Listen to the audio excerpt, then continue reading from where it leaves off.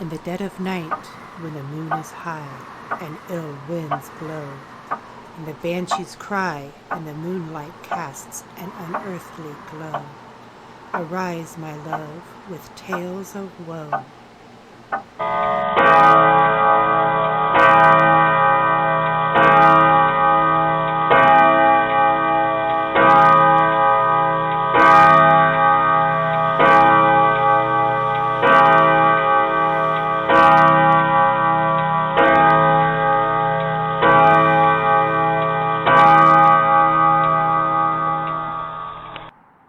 Good evening. It is 12 midnight, the Paranormal Hour. Welcome to Ghost to Ghost. I'm your host, Chief Lawson.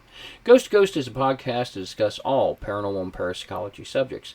You can find Ghost to Ghost on all major formats, so tell your friends, tell your family. Come listen to Ghost to Ghost.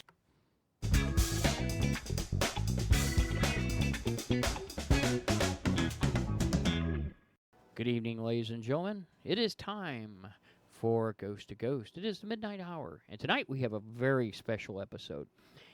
August 9th, 2025, we made a patronage down to Waverly Hills Asylum, and we got to do a little investigating, and I want to set some parameters and expectations. Throughout this broadcast, we will be having video intermix. So if you are listening on any format other than YouTube or Spotify, if you go and look at those, you will see some of the video evidence that we'll be introducing.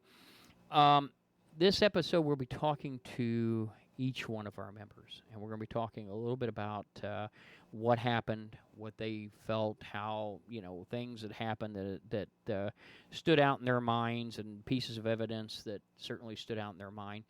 So the night we went, let me set the backdrop here. It was so hot, the devil was handing out lemonade. It was ungodly, and it was humid.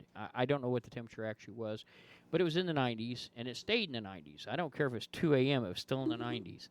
It was ungodly. The humidity was so bad.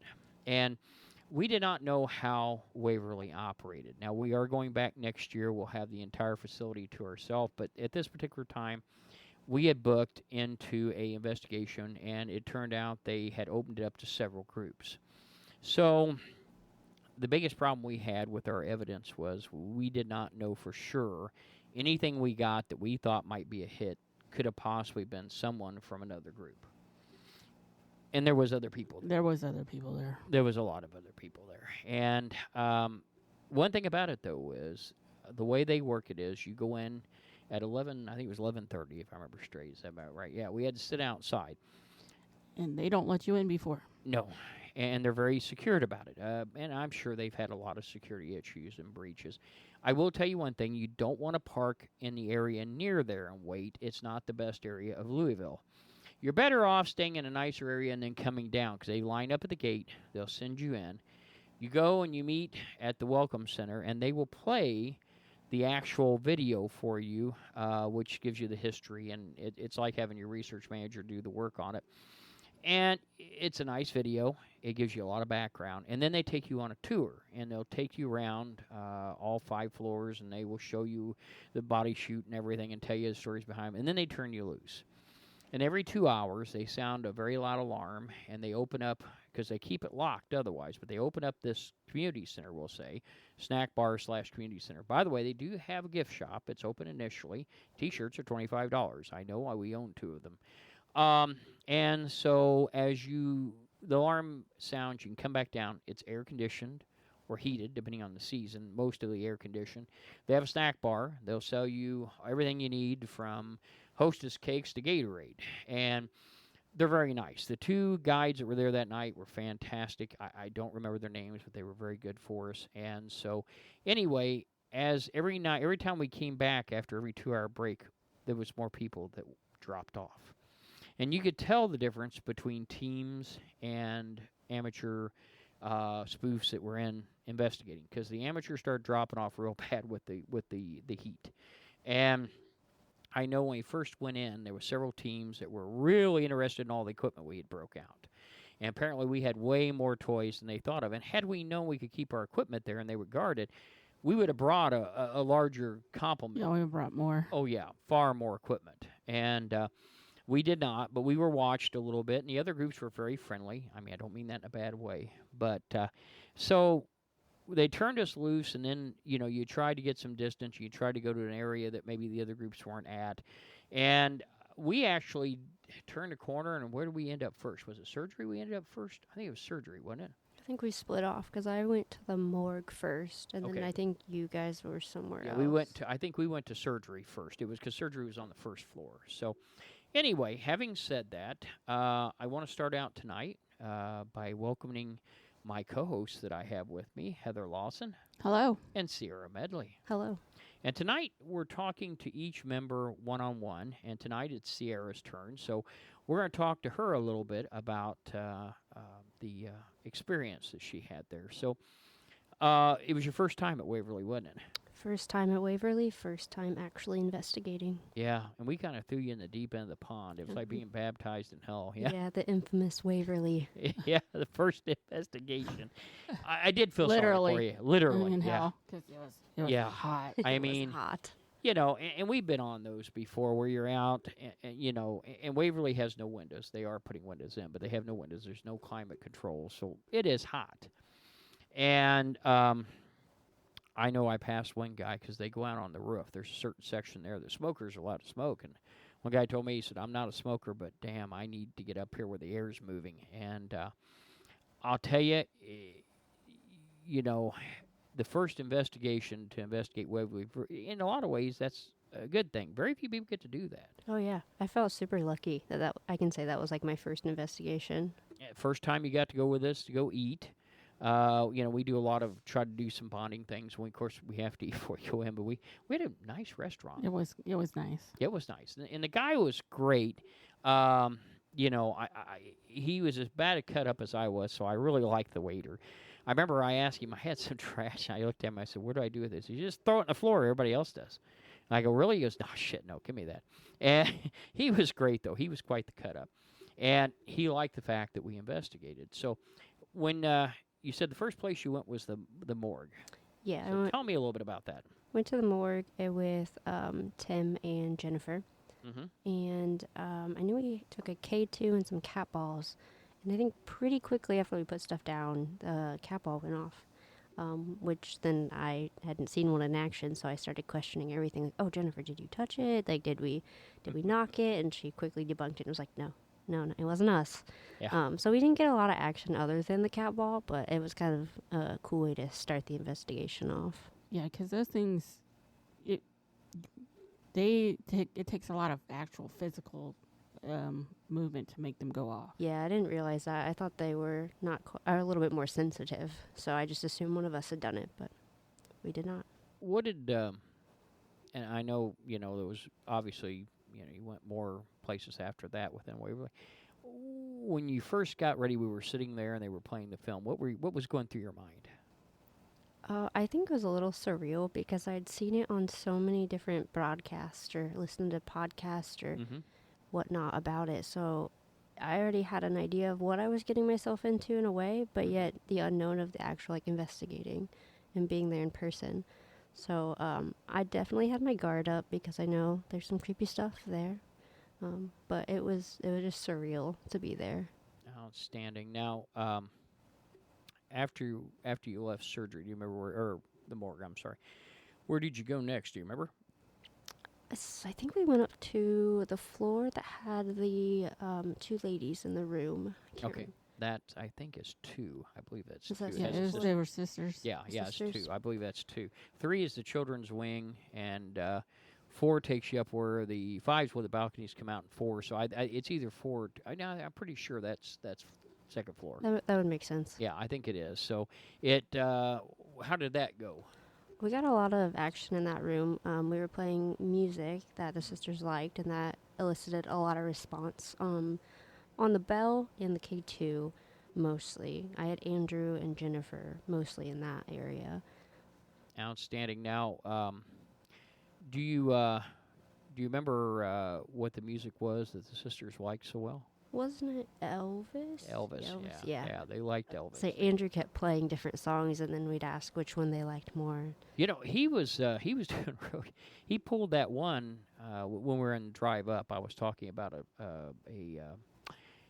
I don't remember where the conversation came from, but I was talking about a certain hit that was in, and it was. I said it sounded like Mr. Jaws. I said this is a song that came. And he pulled it straight out of his. Oh my God! Yeah, in a matter of seconds, he had it on the phone and played it. I hadn't heard it in years. I got a 45 of it. I still have the actual 45, and it's down here in the crypt with the record player. But I mean, oh my God! Yeah, he drug that out, and I hadn't heard that in a long time. But yeah, he was pretty good with those. I think Viva Las Vegas, he said they had a lot of action when he played that. And that's a neat upbeat song. That's one of my favorite Elvis hits is Viva Las Vegas. So used to play it every time before I flew out to Vegas. It kind of a warm-up. Yeah, why not? Yeah, why not? You know, it was either that or, Sinatra or the Brat Pack or something like that, and sometimes all of it. Overall, while you were at Waverly, what was your feeling of the place? I mean, every place is a little different. We just recently also went to Randolph. We were talking about that earlier among ourselves, and it's a different feel than Randolph. Completely. Yeah. Yeah. I was fully expecting to be very creeped out, kind of on edge.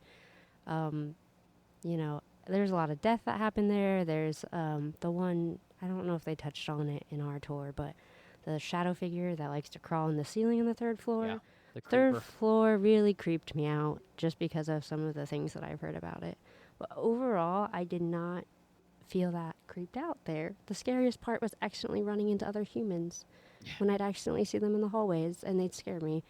But it wasn't nearly as bad as I was expecting. Just kind of the third floor and the body chute were pretty off-putting. Now, what areas, and you probably already repeated some of these, but what areas did you not want to go in? What were the ones that just something deep down said, hey, don't go in? The third floor for sure. I did go there because why not?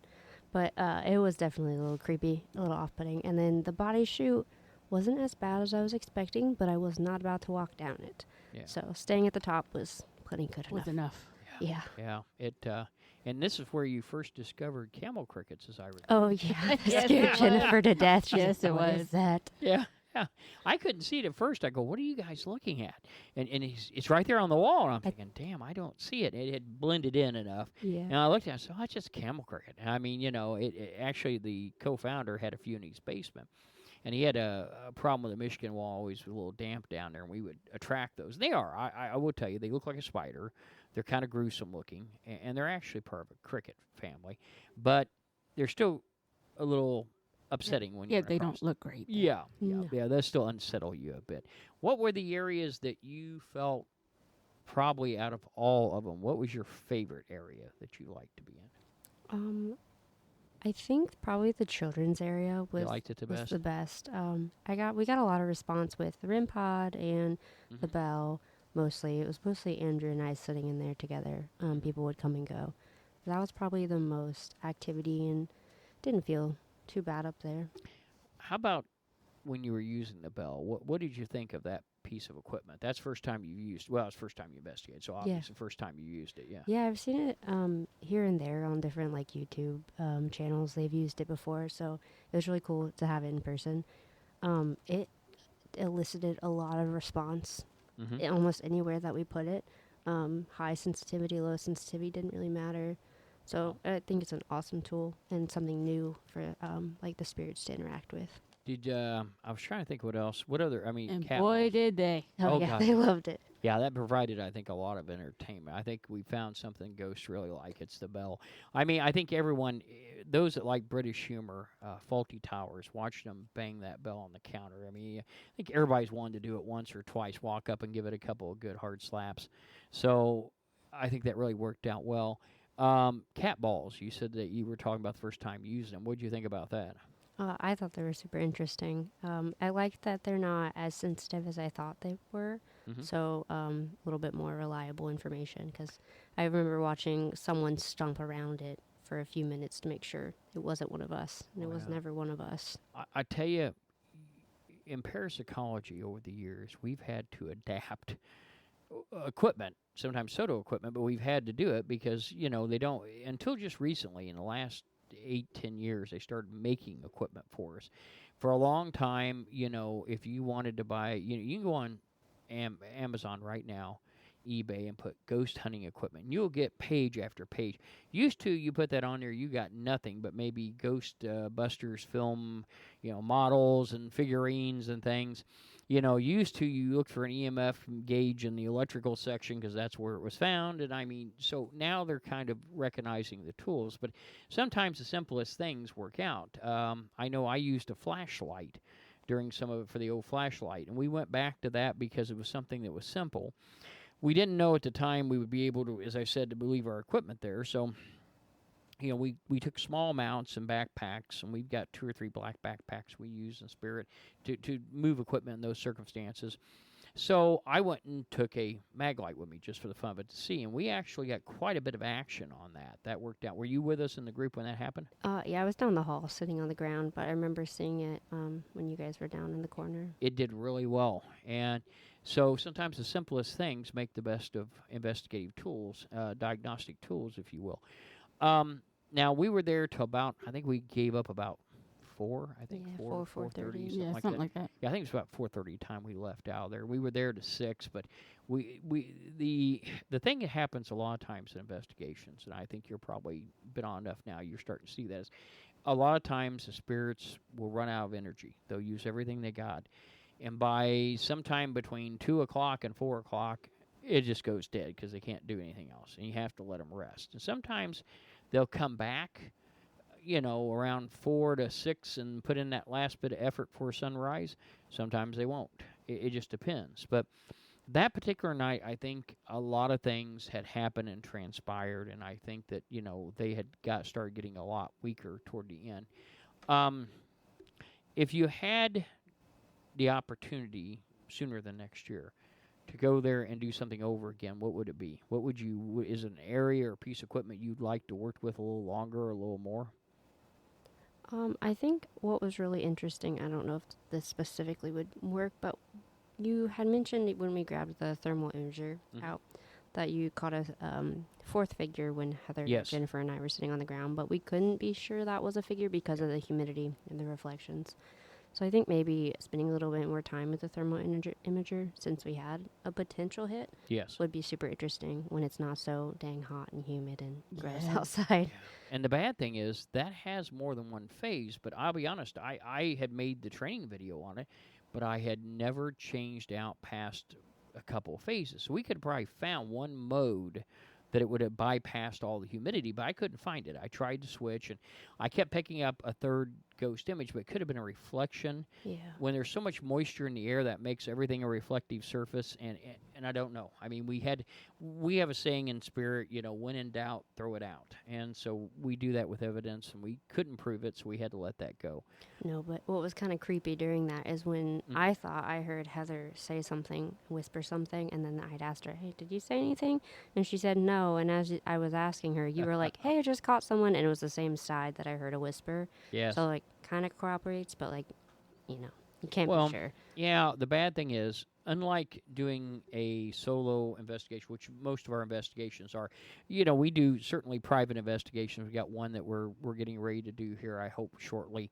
It's in Aurora, Indiana, but that's a little different. We don't air those as a private. When it's a home like that, we don't air the results. But I will say that, these where you pay to play, yes, we do. And, that's why we're doing this on the podcast. And I will say that, it's different when you're the only person there, because you can isolate your members and say, hey, was that you? Was that you? And certainly one thing we do when we first begin our EVP sessions is we will log all of our voices so we can go back and listen to that scale to figure out if that's possibly one of us. And that helps. And I mean, but when you have other groups wandering around, you have no idea where they're at. When we do it, it's a very scientific method. We log groups in and out. We know where they're going to. We can see them on camera. We have paperwork to back it up. We had none of that. We had no stationary cams. We were old schooling it all the way, and you don't know where other people are at. So when you say, wow, I think I got something, yeah, you may have, but we'll never be able to say 100% because of the fact we don't know where everybody was at. And that happened. It's none of our faults. I mean, we knew that going in, but we still had a great time. I mean, Yeah, and we still got some stuff. oh yeah, we still got evidence. I believe it to be hard evidence. I do believe it's some that will stay. Some things you didn't have to worry about other people, like when you're interacting with cat balls or flashlights or something like that. So, if to sum it kind of up, what was the favorite thing that we did probably out of everything during the investigation? During the investigation? Yeah. I mean, the Italian restaurant doesn't count. No. Yeah. I don't know. Darn. Yeah. I know. The Italian restaurant was really good. I don't know. It was just like such a good first investigation. I feel like everyone was being very accommodating to me. Jennifer especially really had my back in that investigation.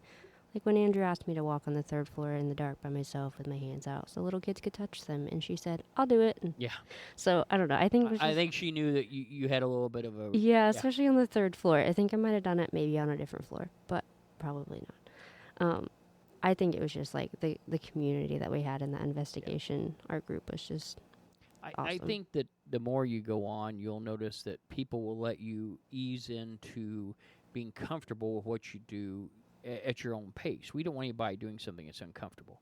It's like I said, when we got to go to that body shoot, nobody goes down if they feel at least bit uncomfortable, because that is a weakness that spirits can play with, and you don't want that. And, I think the body shoot, the only concern I had was it was wet. Well, one concern I had, we got about halfway down, and I looked down and thought, shit, we get to the end, we got to climb clear back out of here. That's why I didn't go. Yeah, I thought, oh, man, that's going to be, it's already hot Especially and in the miserable. heat. My back Yeah. is hurting. My Yeah. feet. I thought I'm not going down there. I thought, who thought this is great? And, Tim's about 6 steps down from me and further.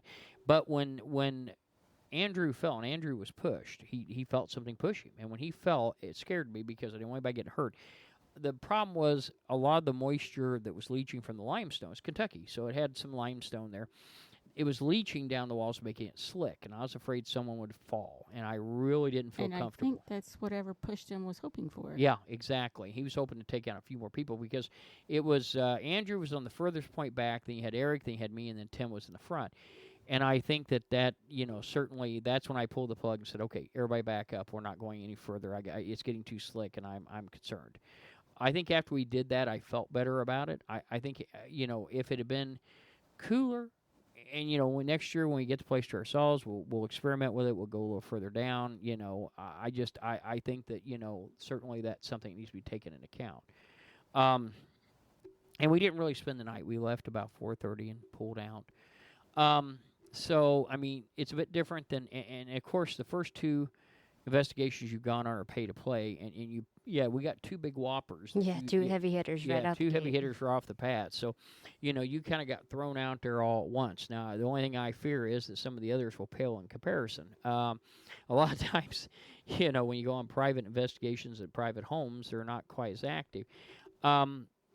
Out of you said that the few that you really thought were good. When you went out on the upstairs balcony, and I'm assuming you had, and went out there, what did you think of the gargoyles that were everywhere? Oh, they were super cool. Yeah, I mean, they're supposed to be a little creepy, but they're just like the architecture is just so pretty. well, actually, they're meant to be guardians of the building. I mean, but you caught the one out front with a beautiful photo. You had 2 great photos, I think. Did you do the I gargoyle? think Tim did that one. Or maybe the gargoyle. Okay, maybe Tim or And you. I did some gargles. Yeah, I think you Okay. may have done the gargoyles, I and did then you the- did the front of the building. Yeah. My God, it looked fantastic. Yeah. I hope you don't care. I And- want to use that for my book. No, please do. I did. I tried to do 2 halves so that Yeah. it could be put Put together together. as a A day and panorama. yeah. Yeah. Now that isn't a bad idea. I'll tell you what, though, it was worth it, Oh yeah. and that's what matters, if it's worth it. So, okay, well, I tell you what, we're going to take a brief break, and we're going to display some evidence, and we will be back in just a moment.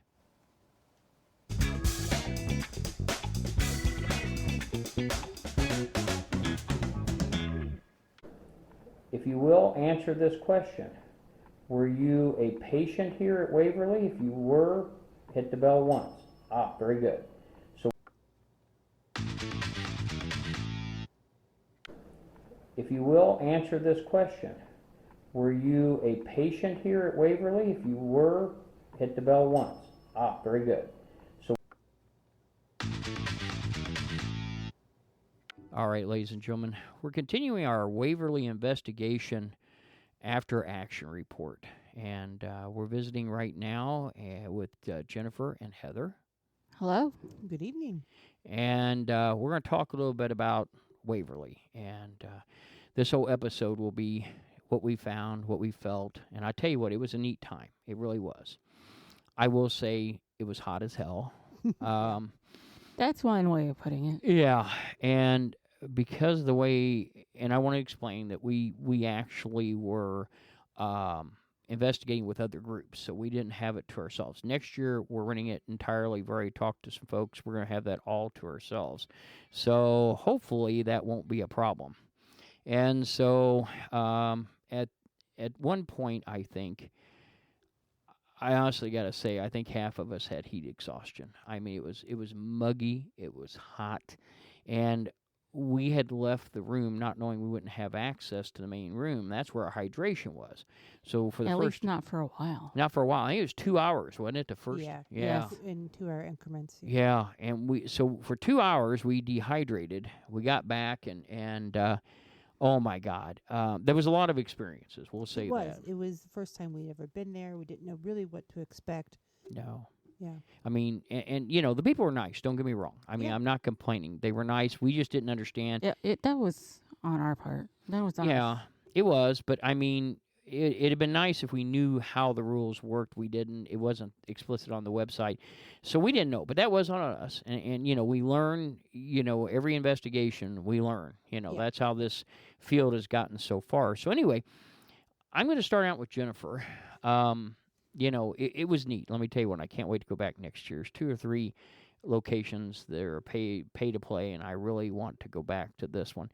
Tell me about the overall vibe. What did you think of the feeling of the place? It was entirely not what I was expecting at all. I have shied away from Waverly for so long. Mhm. I had said I would never go there.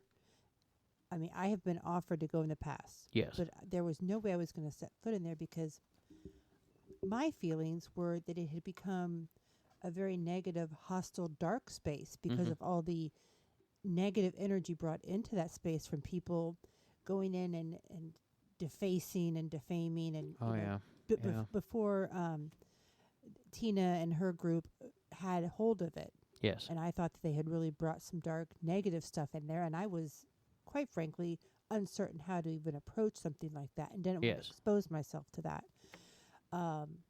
But, you know, Tim said, no, you got to go. And if we get the chance, you really have to go. And so when Andrew brought up us going, I thought about it for a second. Yeah.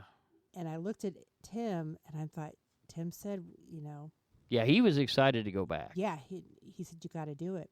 And so I did. And when I told my family I was going, Uh-huh. their jaws dropped. They're like, you said you'd never You go. said you'd never go. I said, I know. And, you know, I'm a little apprehensive and, you know, we'll see what happens. But this is an opportunity you can't pass up. You got to go. Well, there's some, and I know we've recently talked a lot about the Annabelle tour and going, and we decided we weren't going to go. Right, yeah. And, you know, that was a struggle. And I'll tell you, from my perspective, I wanted to go, but I didn't want to go. And, I mean, it was one of those odd things. That's the same thing I thought yeah. about Waverly is I wondered if that that's would like, did. That's like, you know, the Mecca, right? Oh, yeah, yeah. But there was no way. And when we got there and I was all nervous and doing the walkthrough, Yeah. it had a completely peaceful It wasn't vibe. It was anything not, that you would think. No. it was no. not intense. It was didn't not have heavy. the same feel I think a lot of places had. You know, I think that Yeah. fooled a lot of people. I remember we were doing the tour. I had to laugh because I kind of hung back, and I was sitting with Eric and Andrew. And I remember looking at Eric going, it's kind of like joining a gym, isn't it? Because we started at the, where did we start? We started in the basement, didn't we? Yeah. Yes. And so worked our much way up. walking. Yeah. And oh yeah, we walked walking. and walked and walked. And I knew one of the guides had, I talked to him about that. He had compression stockings. I thought, well, I know why. Yeah. And you know it you know, and already you're sweating to begin with, and oh my Yeah. God. It was hot. It was hot. As a research manager, I know you knew a little bit about it. Everybody knows a little Everybody bit about knows about Waverly, Waverly. Yeah. I didn't really even do any research for it because Nah. we know so much about it already. And you know, one of the things that I remember the most about it, of course, is the Elucid body shoot and the morgue and the sisters' rooms. Yeah, and that's one thing I Yeah. didn't notice or know before going was really? about Lois and the Elvis, because Yeah. I'm a massive Elvis fan. Yeah. And so I got excited, and that was the first place I hit when we were let loose. So Years ago, I used to go to Vegas. I loved the old Vegas, and I would play Viva Las Vegas because my mom and my aunt, half aunt, were always Elvis fans. But I loved Viva Las Vegas, and I still like. I think the best thing I can remember is off Men in Black when they shove in the 8-track tape and he's playing Elvis, and he goes, well, he's dead. He goes, nah, he just went home. He just went home. that's right. He's an alien, right? He just went home. And but oh God, I used to love that. And when I found out that I didn't know about the Elvis part. Yeah. I had seen numerous groups come through there. One of my best ones was years and years ago. Taps came through there, and they had one of the fighters. Wasn't WWE. It's one of the old. Oh yeah. I remember that. I Episode. can't remember the guy's name. I can't either, but it was the live episode, live Halloween episode, and Yeah. he was a badass, but he was a But live he got fighter. scared. Oh my God, he about climbed Steve Gonzalez's back Yeah, at one he point, did. and he would come unglued. And we have when we train our members, we have a little video. It's of the cable guy, Larry. And he goes, it was on, he took over the show in America. Only in America. Only in America. And he did one episode on paranormal investigation. And he was making jokes. One episode. Yeah, one episode. He was making a few jokes. Then things got real. He heard his first voice, and I remember he looked at the guy and says, look, I'm not kidding. I'm not joking around here. He says, this is serious shit. And it's funny how and they he lost changed. his accent. Yeah, he quick. lost that real quick, and he got scared. And we always have everybody look at that. I don't think when you came on, I think we got it after there, but it's in the training file. Yeah. And oh my God, it's hilarious because it's how quick he loses his accent. He gets super serious, and he goes, "Well, let's ask this question." He goes, "No, let's not ask that question." And I mean, oh my God, and that's the kind of thing. This has a lot of activity. It's supercharged. Yep. And Lois really liked it when we were playing the Elvis songs, and the later into the Elvis songs we had less activity. But every time we went back to Love Me Tender, the bells started going off again. Well, I think, too, that was where they died. So the earlier hits are what they knew. I still, to this day, I played that song in band when I was in high school. It's called Orally is the actual name of the song. I never knew that. And by that time, I had been moved from cornet to tuba.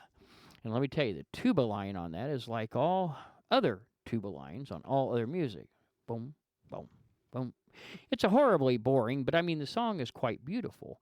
And it really is. It's a nice piece, and I think it's probably one of the most moving pieces. I mean, certainly his rock is the most popular, but I think that's his softest, most popular song is Love Me Tender. Probably. And I didn't realize how old the song was until we played it, but, that was an interesting room, and I didn't get to spend as much time there. I know you did. I know you and Heather and Sierra spent quite a bit of time. Did you ever get the cat balls to light up much from there? We had a little bit of cat ball activity. Okay. Yeah, just when we first got in, but that bell was extremely popular. Oh, I mean, I think it's just a novelty thing for them. Entertainment. It was popular throughout the whole thing. Yeah, it was. Although the music box that I brought did go off in that room by itself on the second floor. Oh, that's the funny thing when they figured out how the bell worked. I could envision in my mind's eye going, "Hey, Bert, come here, watch this, bing, bing, bing, bing," and it's like, "Oh my God, we have a toy." Yeah. And it became very frustrating, though, because we were trying to get intelligent responses, and you couldn't tell. I mean, it started as intelligent, but once they found out what they could do with it, it's like, oh, my God, this is great. Right. And the clip that we put on Facebook of the morgue, yes, which is very short, but you can tell that the bell was actually responsive. Yes. To specific questions. It was almost like... That's one of the few times they didn't over-ring it. Exactly, I mean, which is why we wanted to put that out there. To show people evidence. Yeah. Oh yeah, yeah. Now, the one thing that, and there's very few times as a leader of the group I ever overrule anything, but the body shoot, and that was, and I want to point out, that got to be a mess really quick. Yeah, it did. And we went down it, and let me tell you what, the body shoot is extraordinary long shoot. Yeah. The day we went, Well, I thought we were in the body shoot at the first, and then I realized we're in the tunnel leading to the body shoot. Yeah. Yes. Yeah, it reminded me of yet. the first time I flew to Detroit. From Indianapolis to Detroit, it's 20 minutes. And you drive halfway there across the airport to find the right runway. You spend more time on the ground than you do in the air. Yeah. And that's kind of the way there. You spent more time in the tunnel finding the chute. Yeah. And then you get to the chute, and it looks like they had an old-time kind of winch at the end where they would ride. I talked to one of the gentlemen there, and he said, well, what they did, the gurney was there, was the live gurney they used. He said they put the body on the gurney. That we walked past. Yes, that was it. It had the spike, and because it went off, my millimeter went nuts when I walked by it. That's the actual gurney, and they would put the body on it. He said they would turn around. And he said the body was generally by then wrapped in a sheet. He says, you got to remember, we didn't do body bags then. He said body bags really didn't come out until the Korean War. And he said, he says maybe Vietnam, and I could tell him it was Vietnam when they came out. In Korea, they shipped them home in boxes. And, so he turned around and said, well, the body was wrapped in a sheet. And he said the sheet sometimes was stained with, body fluids, whatever. And he said, they would lower that, and someone would walk alongside it, and they would go down. And he said then what would happen is when either the funeral home or whoever was taking the body, once the body was gone, he said the other person would just sit back on that gurney, and the winch would bring them back up. Oh. And he said that way he didn't have to walk. And he would a lot of them would ride it as long as they didn't have any big hang-ups about sitting someplace the body had been. And he said, but that's how it went. He said they disposed the bodies so fast. He said generally by the time he got back to the top, another team had arrived and transferred another body onto it. To, it was that quick. I forgot how many a day died.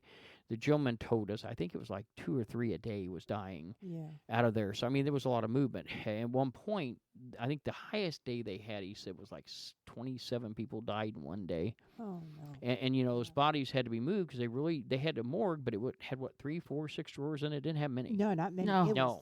It was small. I was surprised at how small that morgue is. Oh, yeah. And, I mean, most places like that are not a medical facility, don't have much of a morgue because they just don't, they move the bodies off. Right.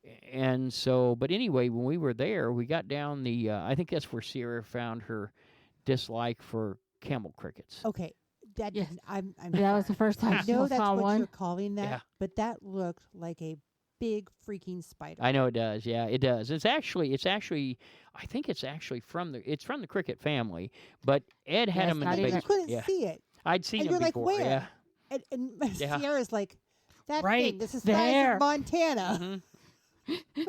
Oh, the only time there was a guy on our team many years ago, and I'll never forget it. I come down to the basement. He's calling me, panicking on the radio. And I rush down there, and I swear to God, he's got his feet in a chair, and he's sitting on the back of it. And I go, what the hell are you doing? And he points with his light, and there was a house centipede. And I got to admit, it was big. It was probably 2, maybe 3 inches long and 1 inch across. And he says, what in God's name is that? And I looked at him, and I said, it's a centipede. And I go, a house centipede. I said, you can come down out of that chair. He goes, do they bite? And I said, well, I said, they say they do. I've never seen one. I've handled them. I said, but it kills spiders. He goes, I don't know which is worse, the spider or it. He said, we should kill them all. And I go, I'm sure, but you'll need to come down out of that chair. My God, he was scared to death. He says, no, can you get rid of it?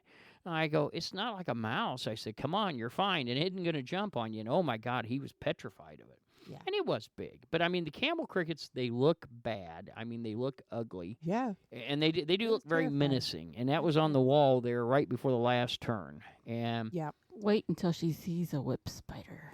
A what? A whip spider. Oh, yeah. Now, they're good sized. Well, and there's a new spider that's coming to Indiana now. Some sort of Chinese spider called... And a whip spider's not even a spider either. No, it's like the... It's like the thousand or the daddy long legs. It's the same genre. I can't think what that is. It's not centipede. I can't think what it is, but they're related to it. Okay. They're not true spiders either, but they actually have one. It's a garden spider They got here somehow or another from China, and these things are as big as your hand. And they're orb-weaving spiders. Now, they're not prone to bite. But they're called golden something. It was all over the internet when they came in. And people were finding them in their gardens, and they started finding them up in northern Indiana. I don't know if they got down this far or not. I haven't seen one. But, yeah, I just, everybody has their different forms of fear. Yeah. I mean, and that was all. For that few seconds, the body chute no longer mattered. The only thing that mattered was that camel cricket. Precisely. Yeah, and so we finally got to the chute. And Tim went down ahead and got probably 15 Eric, feet. right? Yeah, Eric was behind me. Oh, Eric was between you and Andrew. Yeah, he was between me and Andrew. Yeah, Tim went first. Tim went first. I followed Tim. Eric went behind me, and then Andrew came last. And then the three of us girls, we just stood up at the top. Yep. Yeah, I wasn't walking down I that. was not walking down that. And I was done walking. The first time while we were going down the first half, my thought was, we got to come back up, and it's hot as hell. Geez, why did we do this? And I'm thinking, That's why I didn't go down. Yeah, and I knew it that. wasn't very cold down there. No, it wasn't cooler cold like than you the think it would rest, be. It wasn't but like a cave. Right. Yeah. Right. I mean, it was like being in a basement, kind of thing. It was That's what I still thought. stuffy. Yeah, it was. and the problem was we got down, and at one point I realized Tim yelled back, the steps are coated in something like slime, and he said they're getting slick and slippery. And it wasn't long after that Andrew fell. Right. And later he told me, he said, well, I really didn't fall. I said, what happened? He says, somebody pushed me. Yeah. And I said, you're joking. He says, no, I got pushed. And Eric said, I heard him go, oof, when he was pushed. And I said, well, I called it because I got thinking, I don't want anybody getting hurt tonight. Right. And those steps, we had to wait on a rescue squad to come in. I know there was a station not far from there, but then they'd have to get down the body chute and bring gear. And I just didn't see any sense in that. I thought that was too dangerous at the time. Now, I intended on coming back and doing a very controlled, but the other thing was when something pushed Andrew, that made me nervous because it could have pushed any one of us. And I pulled the plug. I said, that's it, guys. We're out of here. We're coming back. We're pulling out because I don't want anybody getting hurt. And we started back up, and Tim looked at me, and he says, Andrew, okay? And Andrew said, yeah, I'm fine. But he said, I swear to God, someone pushed me. I felt their hands on my back, and I felt them push me. Mm-hmm. And so I think, that was kind of a, we'll talk to Andrew about it, but that was, that certainly was awakening at that point. And we cleared out. We never did get a chance to go back down there. No, we didn't because it was a long night and we did have to get out. But I will have to say that the most interesting thing for me, and a lot of things interesting happened. Mm-hmm. We had some really good sessions happen. The music boxes going off, that was really cool. When we were upstairs in the 5th floor on the kids' side by the swing set. Yes. That was fun. We had the REM pod go off a couple of times, and they didn't seem to want me in the room for whatever reason. I wasn't sure. But yeah, that was kind of weird. Yeah, because the REM pod would go off. Do you want me to leave? The REM pod would go off. So I'm like, all right, fine, I'll leave. I wonder if it probably wasn't kids. Just because swing set was up there. Yeah, that's very true. It could have been males or female But that's very adults. true. Yeah. So I don't know exactly what all happened in there because I stepped on out.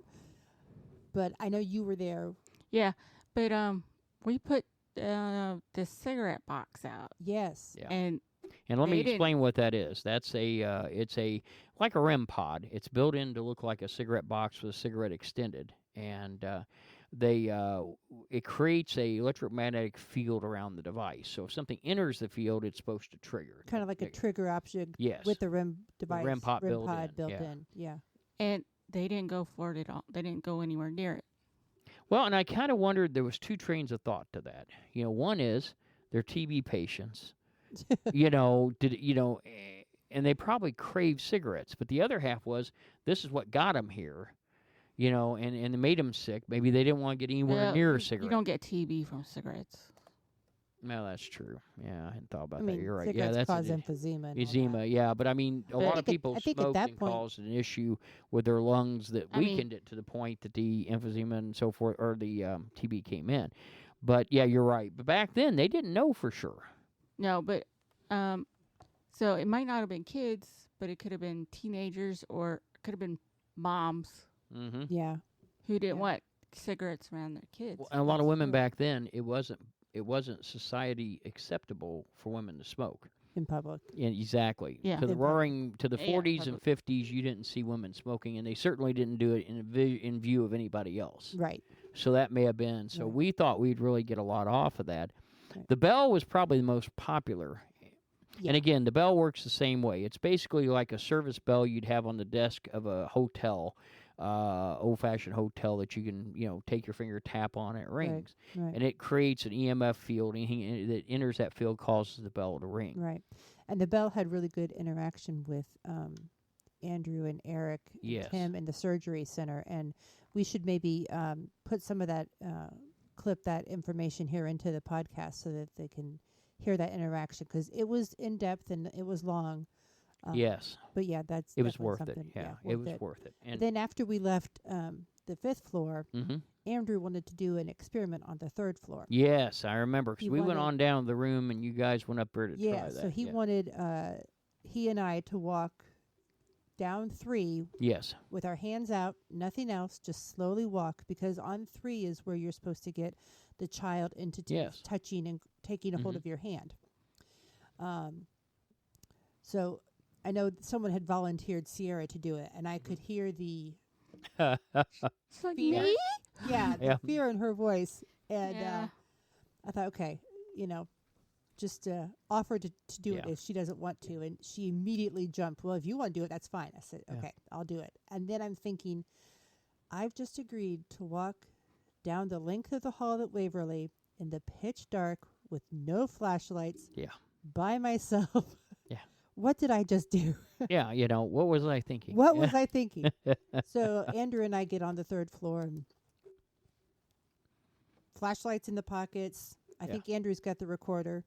And I start out ahead of him, and we're going to put like 10 feet in between us so Mhm. that we're a little bit isolated. And he goes, do you want to lead or do you want to follow? And I'm like, I really don't want to do either. Yeah. But I definitely don't want to follow. So Yeah. definitely have my back. Yeah. So we started out, and about 5 paces down the Mhm. hallway, I get this little electric tingle Wow. in my middle finger Yes. on my left hand. And I'm like, okay, that's interesting. And I was like, Andrew, I'm feeling a little something. And he's like, oh, okay. And then he went to pat I could hear him patting his leg. Yes. And he realized he doesn't have his phone. Oh. So he goes, we got to go back because I think I left my phone upstairs. So we walked back out. Yeah.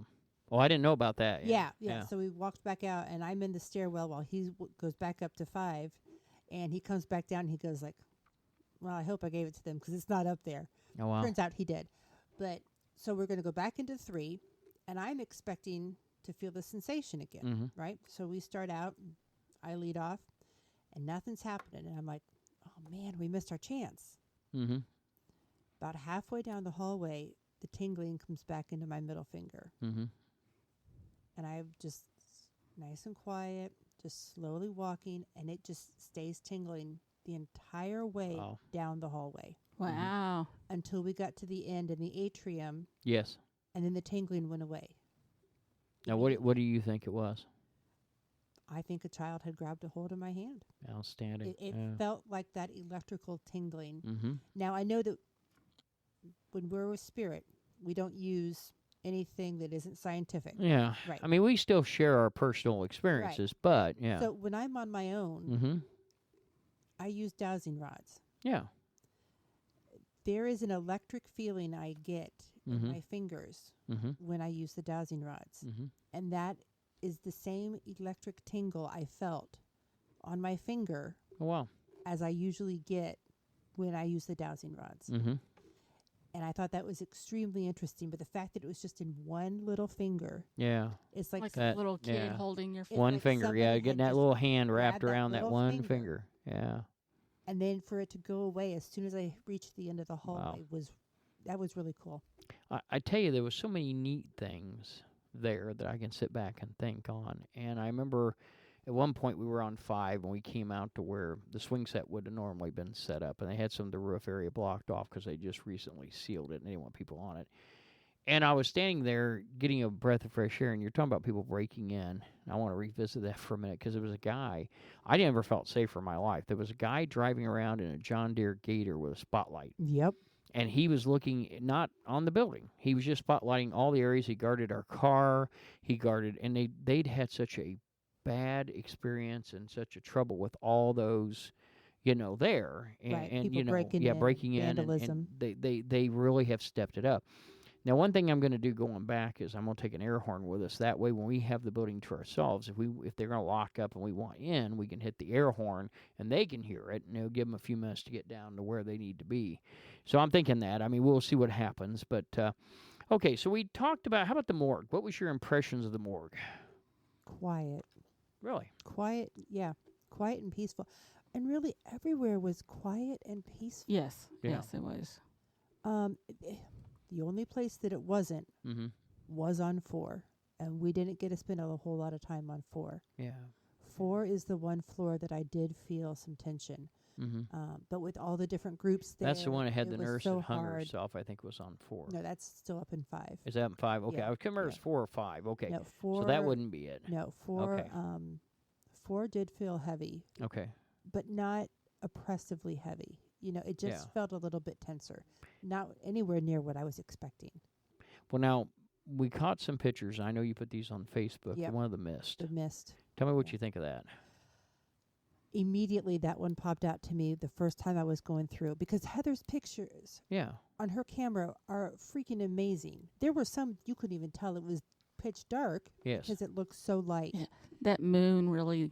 Oh, I mean, God, yeah. The I mean, ones with the moon, yeah. it looks like it's daylight. It does. all the It does. pictures, my camera isn't as good as what hers is on the phone. I have a Motorola and she has a Samsung, but I tell you what, the moonlight provided so much backlight. You went in Yes. IR mode.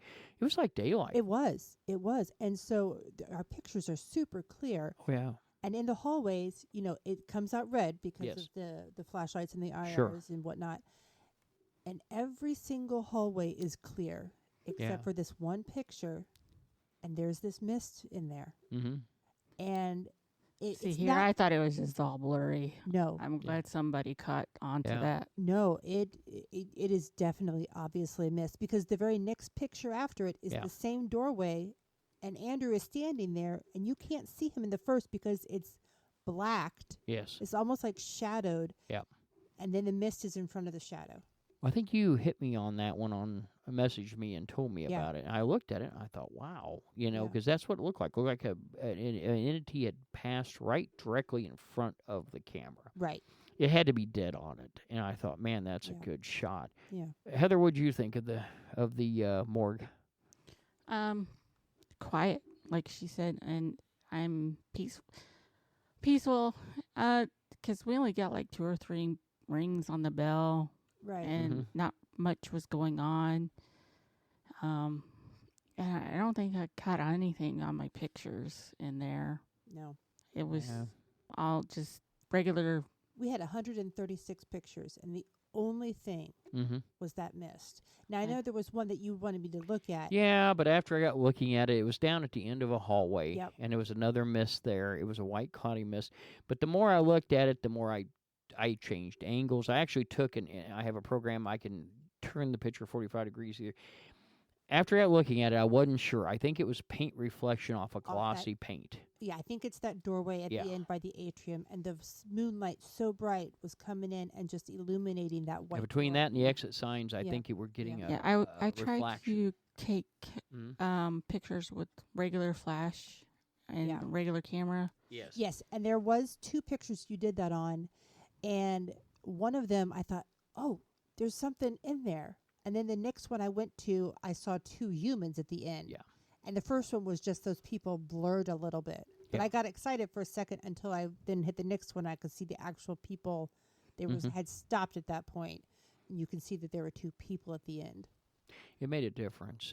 Now But one thing. sometimes the regular camera pictures were horrible. I mean, you couldn't see nothing. Yeah. No, and a lot of times investigations, regular camera pictures have yielded evidence. I mean, with a flash. We take so many with a flash, so many without Right. a flash. I mean, I used to always tell people take 2 photos, one with a flash, turn the flash off real quick and take a second one so you have comparison. The one thing I want to do when we go back is I'm the only guy that did not get to go to the morgue. I never did get to go to Lemoore. Oh, So I didn't get a chance. So next time through, both times. It's like, something I'm happened. going to go. Well, both I'm times, going. it's not that big a deal, but both times something, I know Sierra wanted me to go with her a couple places with her and Andrew. So there was times we separated out. And I want to tell her for Sierra, Eric had investigated before. He's one of our newer members. And if you haven't found the podcast where we talk to Eric and we talk about his past and everything and we introduce him, it is out there. So you'll find that under the new member spotlights that we're doing.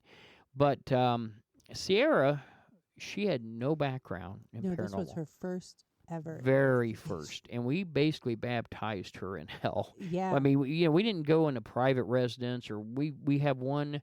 We took her to the bucket list. Yeah, the bucket list. Yeah. And we, normally we have an area we test equipment and so forth. But we took her out and we said, hey, and she did phenomenal. She did. Yes, and I mean, how I think this is in her interview, her spotlight. We talk about the fact that we met. She and her mother came to several of my lectures, and that's how we met.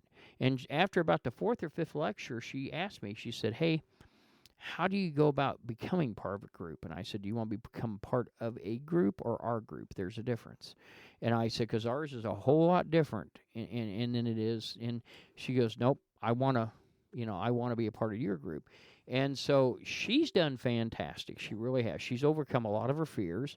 And I think we may have drug her through them whether she wanted to or not. But I mean, Well, as we do. Yeah, I mean, yeah, it's part of our program. But anyway, yeah, I think she's done really well. But, and I will say, I think we gave up about 3 a.m. We had it till when? We had it till 6. 6, yeah. And no, it was 4 o'clock. Was it 4 o'clock? I couldn't remember what time we finally. That's when they opened up the. Yeah, that was that last again. one. Yeah. And then the next time it was opened up, we were done.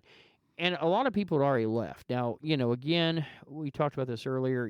We had other people there, which anything we get, we have to say it could possibly be contagious. Because we don't know where any of these other groups are at. Yeah, because we had an amazing EVP. Oh, God, I really thought it was great. Yeah. I mean, I was excited. excited. I think we're putting that in there. It'll be in this broadcast. Yeah, let's put it in just so yeah. everybody can hear it, because I really thought we had something. But then the more I'm talking to Heather, she remembers that incident happening and where they were, and she goes, there was another group coming through to go out to the smoking balcony, and she goes, I think it's one of them. And I went, you're right, dadgummit. We can't be sure. Yeah, and that's the problem. Anytime that you don't have a controlled investigation, there's a chance of contamination. Yep. And so when in doubt, you have to throw it out. That's always been our rule in the group. When in doubt, throw it out. And so I will tell you, it's definitely going back next year. It was a lot of fun. We'll be by ourselves. We'll have good evidence. I think we'll have a lot more activity.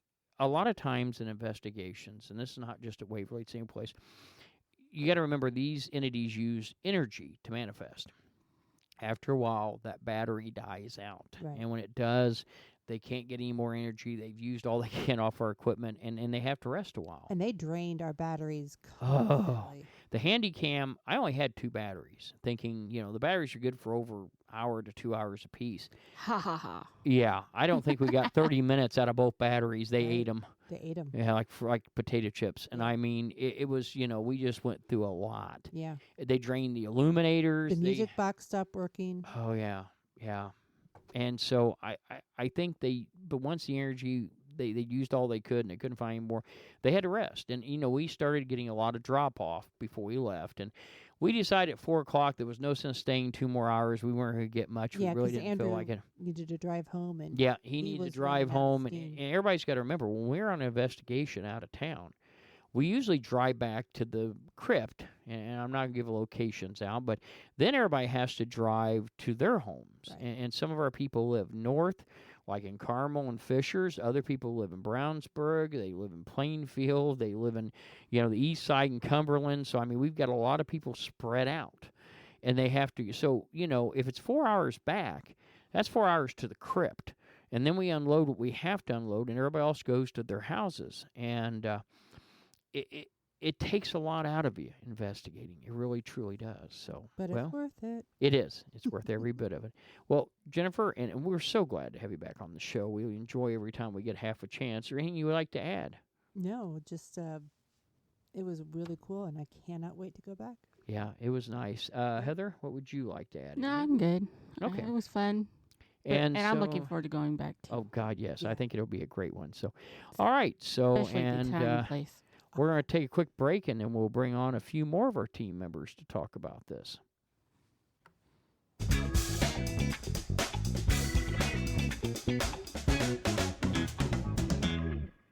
All right, we're back, folks, and we're going to talk to Heather now about Waverly.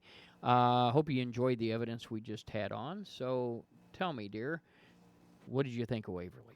It was hot. Yeah, I think we'll all agree that it was hot. I mean, there's a lot of places in the world that you think are hot until you've actually been there during that particular temperature. I know we'll definitely watch the weather next time. I've been to Not for- Iraq, Yeah. and that was hot. And maybe not forget our water. Yes. But Yeah, you know. the difference was that was humid too. Yeah. Unlike Iraq. I think the humidity was worse than the heat. I don't think it was as hot as because it just sucked the moisture straight Yeah. out you. Yeah. And, you know, we're probably going to buy at some point a case of water bottles, maybe have them customized for our members to carry, because it's just a good idea. I mean, you know, we really shouldn't have left without water. It was a bad idea.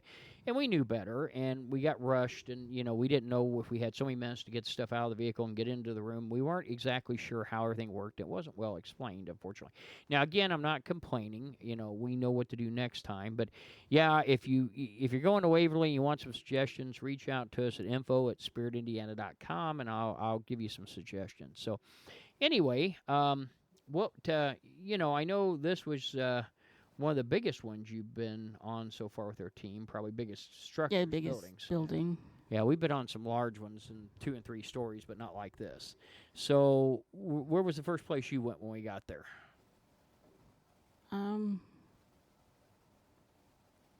think it was with you. Was it with me over in the surgery? Me and Andrew and the bell. Yeah, and the bell, Yeah. and we kept playing with it. Yeah, it was the bell became the greatest toy. Bing, bing. Yeah, every ghost bing, loves the bell, bing. folks. And oh my God, for a while it started off very intelligent, and then it got to be, hey, look at what 'cause this at does. first- Yeah, And we asked it was how many people are in this room, and it counted yeah, all of us. exactly. Yeah, plus itself. yeah. And then after a while, it stopped. It just started going bing, bing, bing, bing. Yeah. It.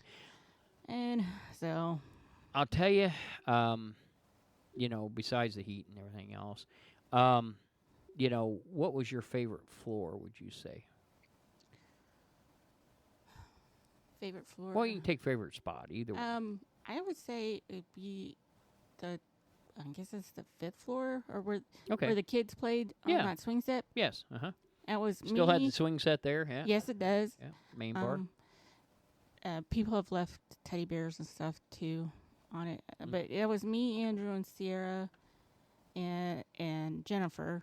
And what was funny is Jennifer would ask, "Do you want me to leave?" They didn't want her in there.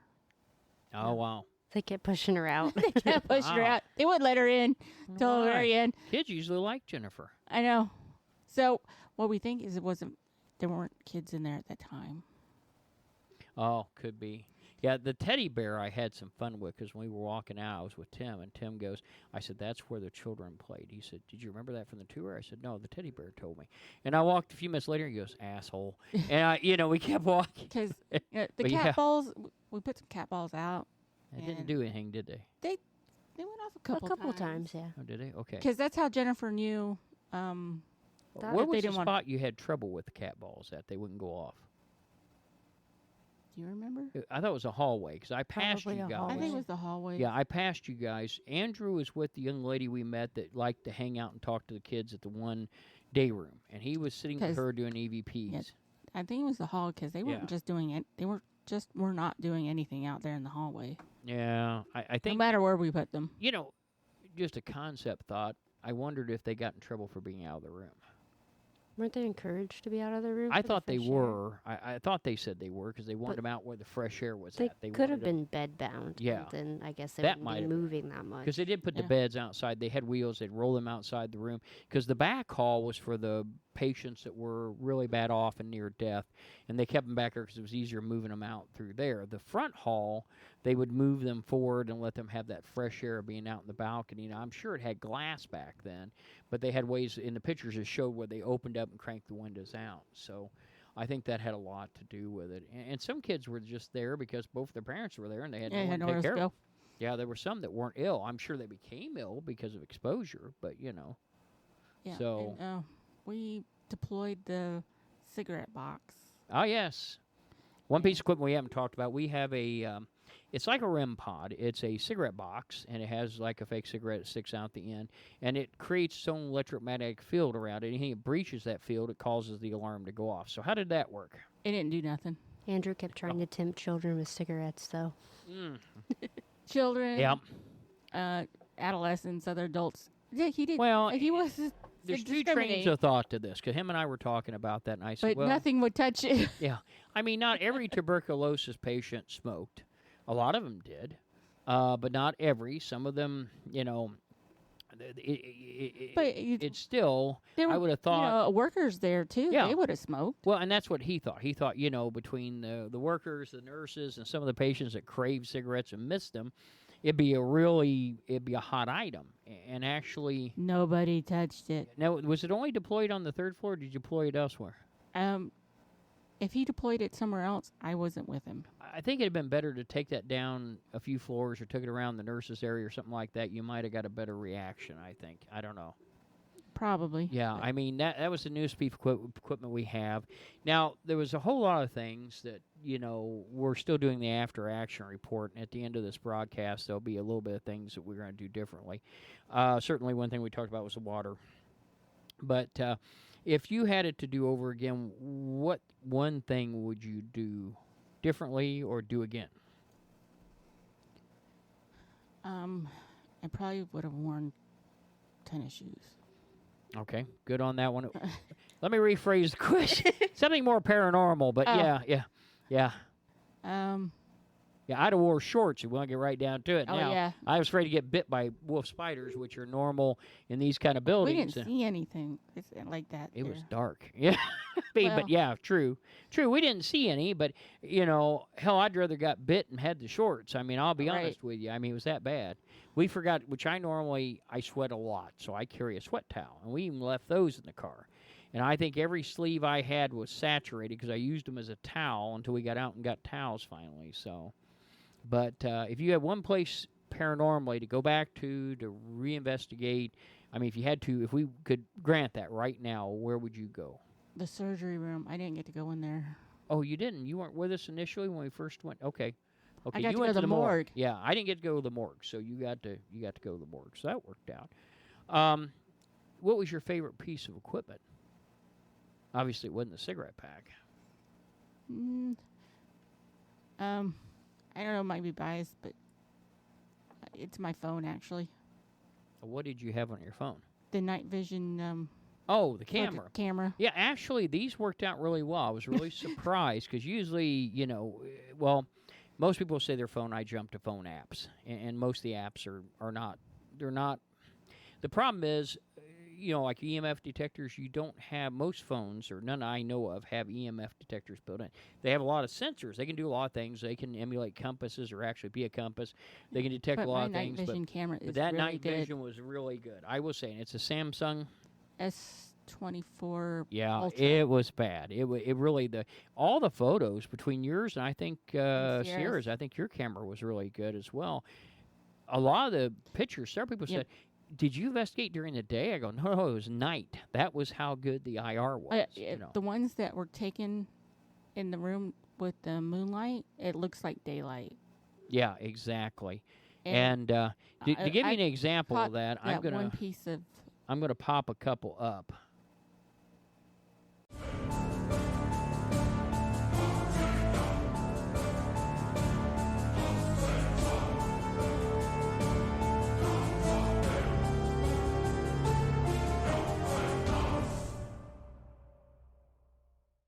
Okay, we're back. Hope you enjoyed those photos. And I hope if you're not able to see them because you're listening to the podcast, when you get a first chance, go on Spotify, go on YouTube, and you'll be able to take a look at the evidence we have there. We have some EVPs coming up, too, so we'll be playing those very shortly. Okay, and we're talking with Heather about the investigation. What was the place that really creeped you out, made you feel uncomfortable, you didn't want to be in? None of them really. The body shoot, but it didn't really make me uncomfortable. I just, by that time, my feet, my back was hurting. I didn't want to walk down it. Okay, yeah, the investigation was a marathon event. Let me tell you, because it was a lot of grudge putting it together and making that happen. It really was. So it was a lot of walking. It was, and I tell you what, the tour alone. You split the fit from the unfit real fast because they run you around the tour. You go up and down 4 or 5 floors in the body shoot. Time you get back, you know who can. Hell, there ought to have been 2 or 3. I think it dropped after the tour. I mean, I'm not surprised there weren't. Oh yeah, I mean it was that bad. So, and we talked a little bit about that. We talked about your favorite piece of equipment. We talked about what was your favorite spot? What was the one most active you really felt like you got something out of? When me and Jennifer and Sierra were sitting out in that hall. I think that's... Really? Yeah. We did get some music box going off. Yeah, we got... in that. That's right. Yeah. You was did, really didn't cool. you? Yeah. And for those that don't the cat know... balls weren't going off, but the music box was. Now, the music box is a little different. It doesn't operate like a REM pod. The cat balls, I need to explain all this. The music box is like an EMF detector. If it detects electronic EMF, then it will sound off and play music. It has to have electromagnetic field present. Whereas a REM pod, the cigarette pack, those create a electromagnetic field that if something breaches it, so it creates its own field. 2 different pieces of equipment, really. But and Son of Sid, our designer engineer, you won't see his picture actually on our Facebook site, as he is part of the witness protection program. We don't give out his photo or his identity, but he does great work. And the music box is a really nice piece of equipment. The cat balls are just basically a vibration detector. Anything that moves the ball or jars the ball, it will cause the lights to go off. So very simplistic, but yet very handy. So the hallway was the best spot, huh? Now, was this out in front of the sisters or just the hallway in general? It was down by the one day room. Okay, that was I think that was 3rd or 4th floor. I think it was. If it was one down from the sisters, it was second one down floor. from the. Okay, 2nd floor. Okay. I think so. Yeah, I just know we were down by one of the day rooms on the far left. I remember because I looked down, and I will say they had great security. They locked the gate to the compound when we came in, and there was a guy on a gator, a John Deere gator, drove around with a light, and I think he did it about every 15, 20 minutes. By the time he'd finished the entire property, it was time to start over again. He constantly drove around the whole time we were in there. And I remember looking out. We were about 2 stories up. I think that's about where we were at. And I was watching him drive through, and you guys were sitting down the hallway there. I had went on down with, I think at that time we moved up. I think we went up a floor. So, and we didn't have our classic radios and things with us because we weren't sure how that would work out. So we really didn't take them. We probably should had. We've been better off. At least we knew where each other was at when we split between groups.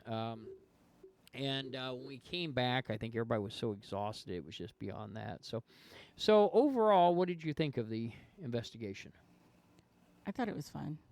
Outstanding. What did you think of the vibe? I mean, we were just talking with Sierra here a minute ago about the vibe of Randolph compared to here. What was the vibe to you? What did it feel like? I mean,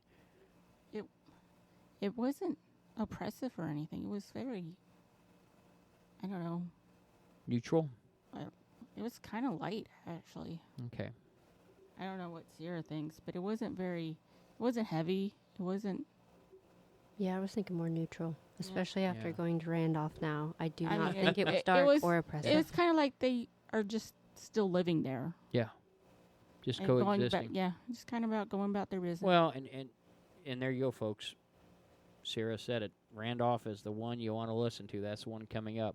So that'll be the one, the next one on the list. So, one thing I always tell people is when they're taking EVPs, and by the way, this is we actually recorded this in 2025. We will be at the Crawfordsville Paracon, and that is on, does anybody know the date? Because I don't have that. October 25th. Yes, thank you. October 25th. Come down and see us. We will be there, and I'll be speaking, so I'll be one of the guest speakers there. One thing I always tell people when you're taking EVPs, remember, when you go to pay-to-play place every night, and we talked to one of our guides, and I said, oh, yeah, tomorrow night we have another 6, 8, 10 groups. So every freaking night, these people come in and go, hi, what's your name? How did you die? When did you die? Are you a boy? Are you a girl? It's the same. So you have to think outside the box on questions. If you want them to communicate with you, you got to come back with a question that's worth answering. They get those every day, and you got to remember, it's Day not in, day out. yeah, it's not a zoo. They're not circus animals. They don't perform on command. So you want to enter conversations with them that are different. When we found out one conversation, we have the flashlight. We found we weren't talking to a patient. We were talking to a worker. So we asked him, are you an electrician? Are you just general maintenance? And and we started talking about repairs and we joked about how the condition the place was in now. Man, you'd been in trouble, huh? And it just blinked one time, and I mean, we kind of cut up about that. So we're going to be showing some of that evidence here very, very shortly. But you have to treat them with respect. They were one-time living individuals just like you and I. So talk to them like you would somebody on the street. Ask them questions that are worth asking. They're people still. They're still people. They may be dead, but they're still there. They're still people. They still have their own personality, and you want to be able to treat them with respect. So it makes a big difference. All right, folks. Well, let me ask you this. Is there any other thing you would like to add? I can't think of anything. I tell you, it was a great trip. Can't wait to go back next year. It has a wholly different vibe than some of the other places we've been. Yeah, I look forward to having it to ourselves. Oh, I do too. I think we'll have so much better opportunities. So, all right, folks, that was Heather's account, and we'll be back with the next piece of evidence we'd like you to take a look at. We're going to play a couple EVPs for you, and then we'll be back. So, here. Okay, ladies and gentlemen.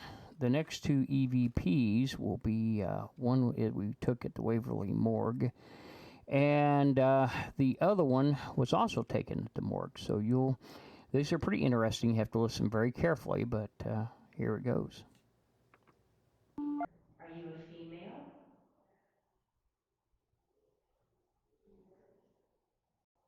Did you work here?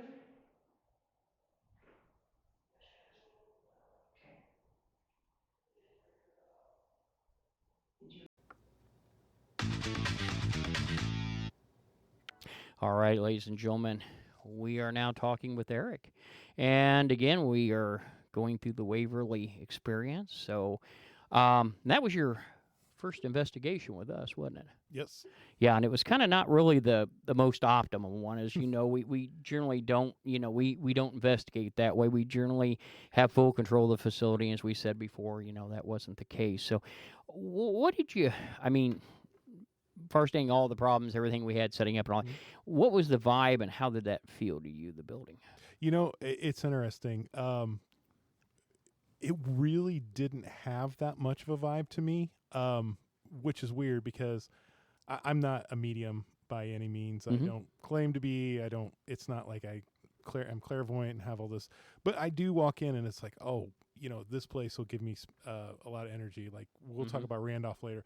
That place lit me up like a Christmas tree. Wow. Waverly? No, not so much. It actually had a pretty chill vibe. Now, that's complete juxtaposition with, I think, Heather's experience, but we talk about that later. But, for me, it was pretty tame. And I don't know.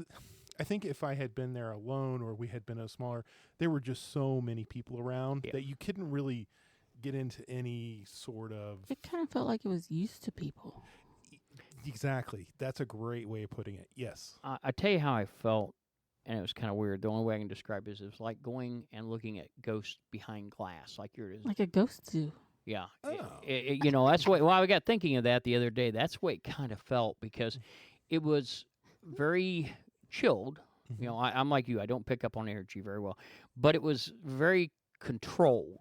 I felt it was very controlled. I don't know. It's because there was a lot of people coming. You know, of course, there was another group the next night that came in and you know, hi, who are you? What's your name? Did you die here? You know, I'm sure they were tired to begin with, and they think, oh, good, more and we investigators. went in just after a tour. Yeah, 3 tours. They had 3 tours that day that they controlled tours that weren't paranormal investigations. I did find it amusing because the groups that were there sure liked to look at our equipment. And, they were all, falling around with us after they seen a few things. But that was also a problem because, now we have contamination outside of our scientific control. We don't know who else is there. Every time we hear a sound, was that us? Was that somebody else? Was that paranormal? I mean, it makes it very, very hard to tell, Yeah, especially when I was reviewing evidence and I'm looking at some of my, my body cam and I hear things and I'm like, oh, that's got to be it. And, so I flag it and I'm going through other evidence and I was like, oh, that was that same sound. I know exactly what that was. That's a woman coming down the hall. I know the situation is like, so you're right. There was no control. Yeah. Now, do I want to go back? Yeah. Well, yeah. I want to. I mean, I want to rent that place. If I have to do it myself, I'll just rent it, and you guys can all come along. Well, we're going to get there. We're going to get there because I tell you that there was so many things I wanted to do that I couldn't do with people there, and I was worried about equipment, and maybe that goes back to the fire chief in me or the officer part of me. I mean, I didn't want to set stuff down. I didn't want to compromise things. You never know, somebody's going to pick up and walk off with it, and we don't know these people, and we don't have control of the facility. So, that all kind of hung over my head. I think the biggest chance I took the whole night, we bought 2 T-shirts, and I've been buying up paranormal T-shirts for our future when we do video casts, and but anyway, I think it's a great place. Oh. I think it has a lot of energy. Bucket list place for me. I was so glad when everybody was willing to go because. Oh yeah. But it makes me want to go back because you could tell there's activity, and like you said, it was a ghost zoo. That if you could get them isolated and you could get a smaller group, really concentrate and leave a few recorders here as a day. Yeah, you get more interaction that way, right? And more organic interaction. Andrew, that's a great way to put it. Yeah, he kind of, there was a gal and a nice young lady, and he sat with her a lot. Yeah, and she was getting a lot of hits with children, and they were down at the end in a day room, and I'll never forget it because he told me, he said after everybody got away from us, he said we started picking up activity, and I think that was a big part of it. They're overwhelmed because everybody just takes off, and it's like it's like turning loose in elementary school. Everybody just takes off, and I think that, had we been able to stay later, everybody was just tired. The energy was dying off. Had we been able to stay a little later, we were down about us, one other formal group, and a couple couples.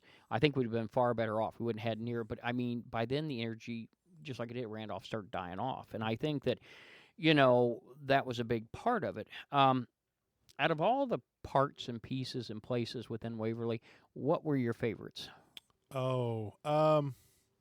If I were, I'm going to say the body shoot. I really, really want to go back to that because it was at the end of the night. We really didn't get to go down. It was slick and we were tired, and it was just like, yeah, we were all tired. I know. I really, really want to go back there. Maybe we should make that towards the beginning of it next time. No, we're going to do that early in the year before it turns ungodly hot. Yes. I second that. Yeah. The funny thing about the body shoot was, there's very few times I ever be a, hard-ass leader and go, we're done. The reason I did that was I got worried people were going to get hurt. We were all tired. We were exhausted. We were probably a little bit of heat exhaustion going on. Dehydrated. Yeah. About halfway down, because you were right behind me, Andrew was behind you, and Tim was in front. We were talking about this with Sierra. And when Tim looked around and says, it's getting really slick, all the steps, that was when I took my next step, and boy, it was like a cave. And I got thinking, this is not going to do well. One of us is liable to get hurt, and, we already tired, and I got thinking, hell, we're not even halfway. I looked at the end of it. I think that's when they took advantage of Andrew. Yeah, because Andrew, I thought he fell into it. He told me, he said, no, I was pushed. He said, I felt hands on me giving me a shove. once he said that, I thought, okay, we're done here. You know, it Mhm. wasn't due to the paranormal. It just was, you know, they had an opportunity on that slick concrete to be able to interact in a negative way, and I didn't want anybody getting hurt. Mhm. So that's when I decided to pull everybody out. You know, and I meant to go back at some point, but Mhm. certainly that'll be a place we spend some time. And you know, I even thought about we may take a rope with us. I have climbing gear, and I may take a rope with us. We that'd be can good. run down so that way, if we get into a problem, everybody can grab the rope, and we'll go up like we do when we climb and ascend, Mhm. and there'll be less chance of anybody falling. You know, but I think the body chute.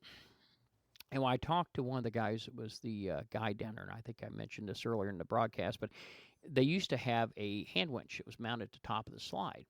They hooked it to that gurney. That was the Oh, actual that gurney makes they sense. used. Yeah, and then one person would walk alongside as they lowered the body down, and you know, as it got to the bottom, and you know, whoever was there to take care of the body or pick it up. After it was done, they climbed on the gurney and they would wheel them back up. Oh. And you know, that's what he was telling me about. And I thought, okay, that makes a lot of sense. I seen where they had something mounted in the concrete, but it was gone. That was a winch. It was there. Okay. So it made a lot more sense when we got talking about it. Certainly, one place I did want to go back to. How about the morgue? Yes. Yeah. You spent some time. I didn't get to go to the morgue. I went somewhere else instead and never did get around to getting there. What did you think of the morgue? Well, Heavy energy or? no, that's the thing. I'll be honest. It was kind of dead. Sorry for the pun. Yeah, but no, part of me, I'm claustrophobic. I don't like small places, but I kind of want to get into one of those. And you guys close the door. Yeah, I know it sounds crazy, but I want the full experience. Sure. I want to go back up to the third floor because right toward the end, Jennifer and I think Andrew, she held the her kids hands walk. up, and the kids, did the kids walk? I want to do that. I think that would be great. She said it. You know, we talked to her a little bit about it, obviously, and one of the things that she said was it was electrifying. She said it just felt like tingles when they grabbed a hold of you. Have you ever had a ghost touch you? I have a couple of times, but the problem is it never felt like tingling. I just thought someone had actually touched me, and I think maybe our minds close that off a bit. You know, we're not expecting it, so we assume it's another person within, you know, and I didn't realize it till after the fact, and I didn't get to analyze it. She went in with the expectation of getting a ghost to touch her, and so she was very alert to it and very receptive, so she knew what to, you know, when something got a hold of her and grabbed a hold of her hand, she analyzed that and could break it down real quick because she knew that's what it was. Yeah. You know, I thought that too. Wouldn't hurt to space each one of us 10 foot apart and let us all walk down through there if necessary. Or I don't know if all of us, because it might scare the children. It but might be too many. Yeah. The third floor, though, I think it was pretty active all the way around. The sisters' room. Were you with part of that? You didn't either? No, I didn't get to Okay, go I didn't either. So I think that was Jennifer, mainly the girls, but that was a pretty interesting thing. You know, the other hot spots that you know, I don't know. There was something about the roof when we went out on the roof. I can't tell you what. Again, I'm not psychic anything like that, sensitive, but I don't know. There was energy. There was just something about the roof where the kids' swing set was at. You know, had been. Really? Yeah. When we went out there, of course, they had it blocked off. That's and I don't blame them. That's very expensive roofing. They don't want people on it. It's vinyl, or actually, it's a form of latex that Firestone makes, and I know we have it on our lodge roof, and you're not really supposed to walk on it very often, not unless you just have to. Okay. And I think too, they were worried smokers might, you know, flip a butt out there. That could be a real big problem quick. Yeah, it's not good on that. No, and so, but you know, when I was standing out there, I don't know, it was just the weather, the fact that it opened up and the environment changed from one, you know, because I did feel. Even though it was kind of a behind the glass kind of thing, I felt like it was a little oppressive. You know, I think any of those places are. You think about what all happened there and what all went on, you know, and it kind of makes you feel like, wow, okay, you know, you know, this place is kind of like, to me, it's kind of like walking in a regular hospital in the night, late in the evening, you know, after most everybody's gone, and you're walking down hallways, getting ready to go to the elevator to see somebody, you get that odd sort of kind of oppressive feeling. Yes. Not heavy energy, just void. Void is a good way, I think, of Okay. describing I void. always get the experience of somebody's watching me. Well, yeah. I mean, I agree that yeah, you've got something there, some sort of watchers keeping your eye on you as you walk down these empty hallways, and that was kind of the feeling. And then all of a sudden, you went outside, and it was different. And so, I don't know if that was just the transition, and my mind was interpreting that incorrectly or what. But I mean, certainly, I'll tell you. I don't think there was a better way for you and Sierra to join the group than to hit Waverly followed by Randolph.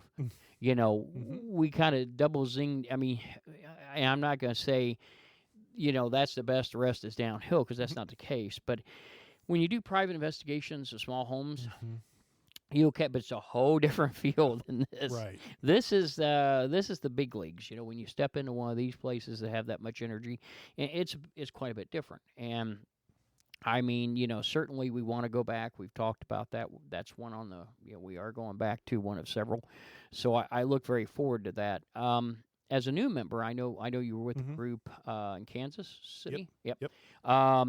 What are your thoughts now that you've got a chance to be around some of the other members and work with our group? How's that feel to you?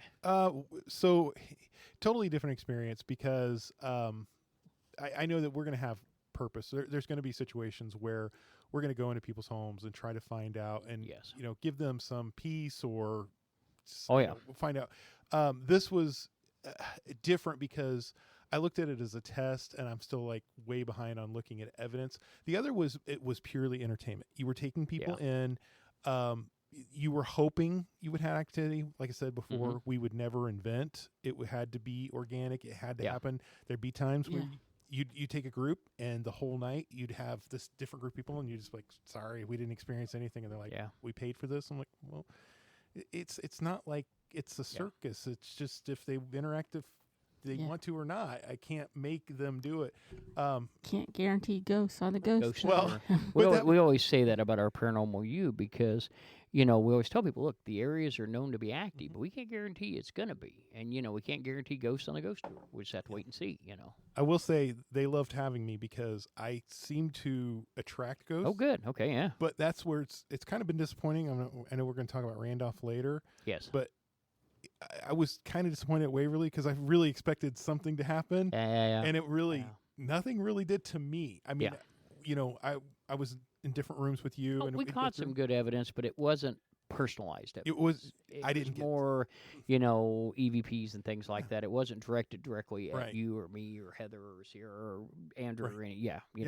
I mean, in the past when I had this with the other group, I will say it was the same. I would go for multiple weekends, and so I think the ghost got to know me. Sure. And so I would treat him like one of the things I would do. We had Dorothy, and she was in the old folks' home, and before the night, I would go in there and say, "Hey, Dorothy, I don't expect you to do anything. I'm going to put down Frank Sinatra was her favorite." I don't know whether it was true or not, but it seemed like it would help. So I would put a device, a music, and just play Frank Sinatra for 2 hours before, and then we come back, and there was always interaction. So I think it was because it was familiar. So they were like, "Hey, Eric's back. He'll, we can interact with him." Yeah, he plays our music. He talks to us. He does. Yeah. And I never treated him like a circus animal. It was like, "Hey, would you please, if you're up to it, could you do this? Could you show?"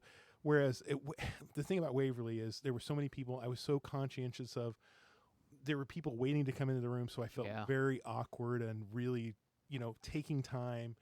That's where I want to go back. And I noticed we actually got a compliment because one of the couples, we came up on them, and I backed off. I told everybody, I said, "Come on back.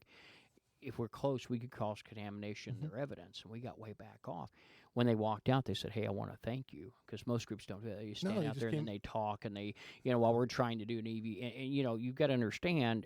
Again, I think a lot of that's years of experience. I mean, that's stuff that a lot of the newer people don't understand. They just don't think about it. They don't mean to be rude. No, they don't mean to cause contamination. They just don't think about it. And it was like waiting for a bus. I mean, there was people lining up for, especially the morgue, the body chute, third floor. I mean, and there was a room we were in, and we were getting a lot with the REM bell. pod? Yeah, the bell. It was the bell, and I noticed they just came in the room and were like watching with us. And I was like, okay, that's a little weird, but okay. Yeah. They're just observing. Well, they don't. I think most of them, other than the other group, I didn't see anybody pull out anything other than recorders and cameras.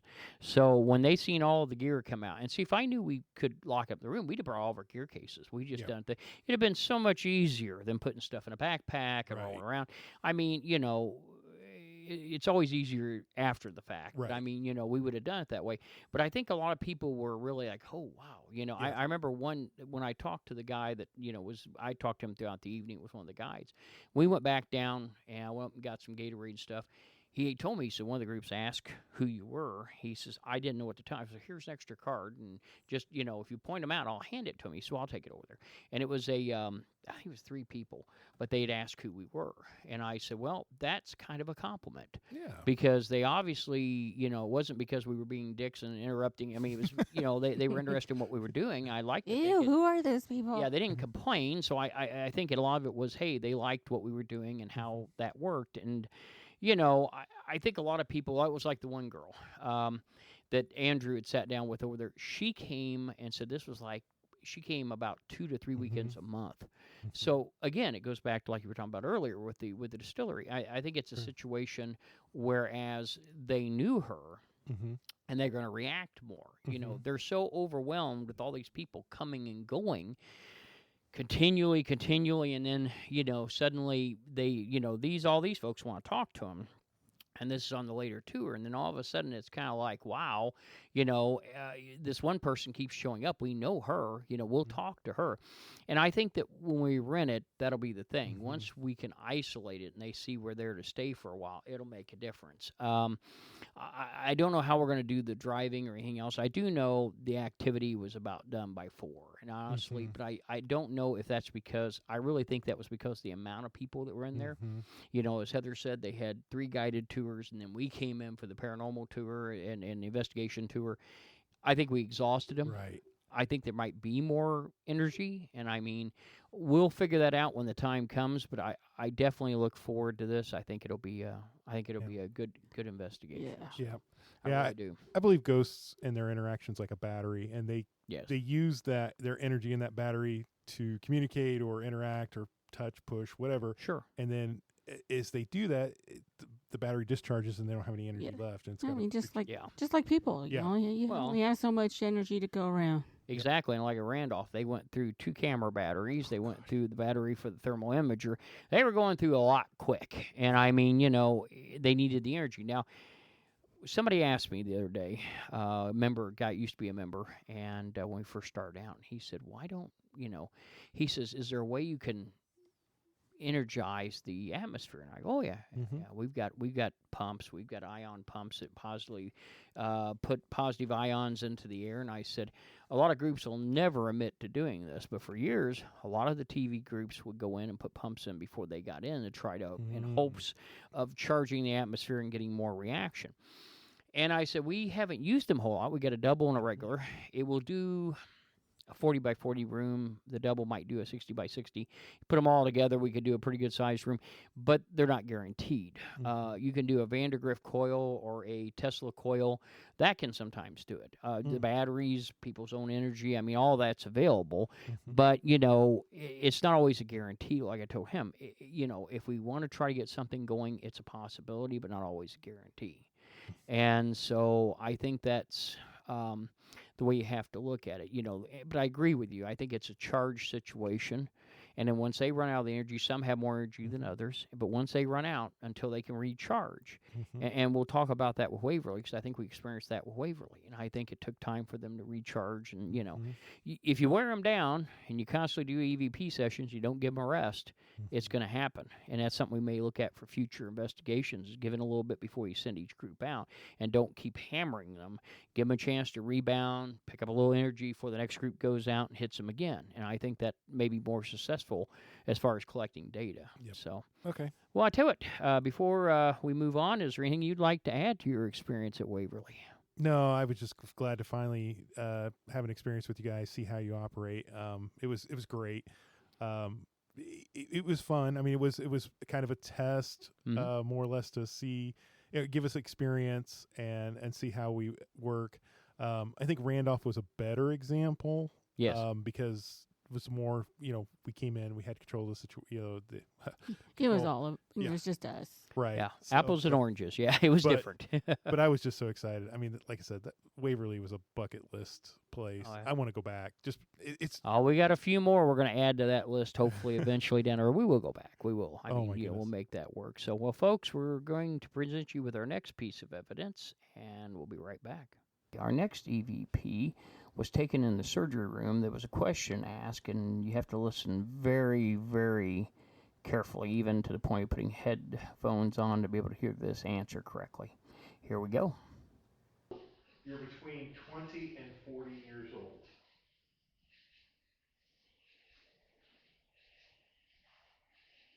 Folks, the next bit of evidence we're going to present has to do with a theory of entities being able to manipulate energy. So we use a mini mag light flashlight. We reverse the screw-in base to the point that it just barely comes on, or set the on switch depending on the model to where it just barely can come on. And then we asked them to light it in a means of communication. This was taken on, I think, on the second floor.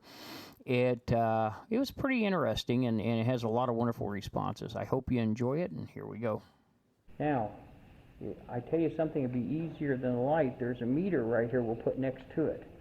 And if you want to touch that, it'll make it light up. It'll be a lot easier. Okay, you can either light the meter up, or you can turn the flashlight back on. Can you turn the light on for us again? Or touch the meter? I know you're probably tired of doing this. You probably get a lot of people to ask. There we go. Thank you. Thank you. Now, if we can ask you some questions. If you're a patient here, turn the light off.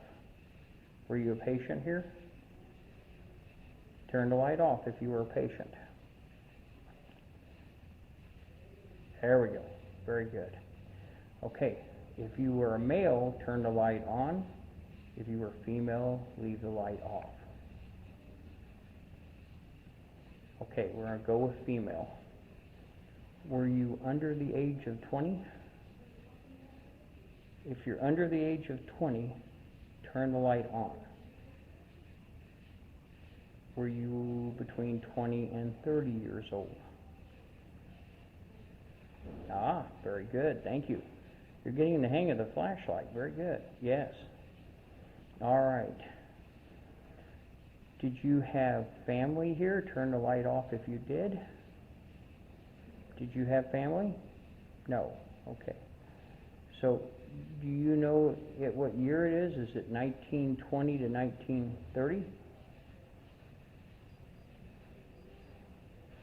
She's trying to turn it off, but I don't know if she's reacting to the answer. Okay. Did you have children here? If you did, turn on the light.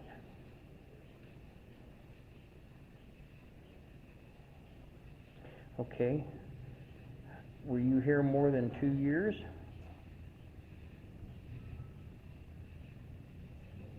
Can you tell me if there's more people here than just you? Can you turn the light on for that?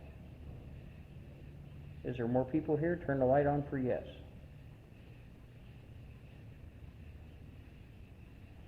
Okay, so you're the only person here with us. Can you? Thank you.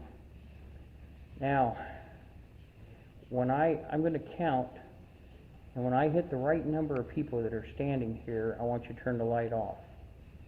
1, 2, 3, 4, 5.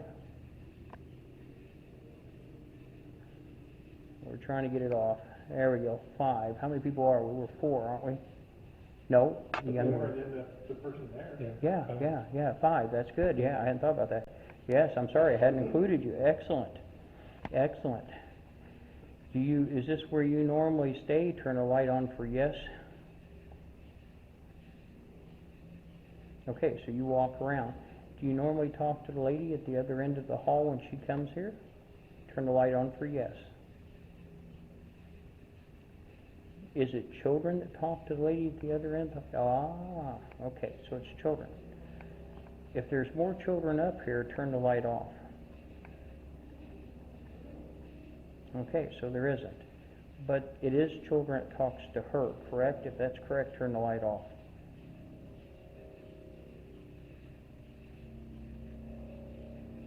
I think we're getting a yes answer. We're starting to run out of energy. Is she still in the room?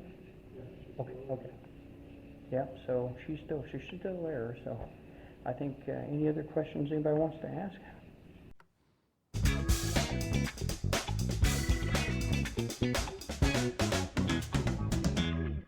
Well, folks, there you have it.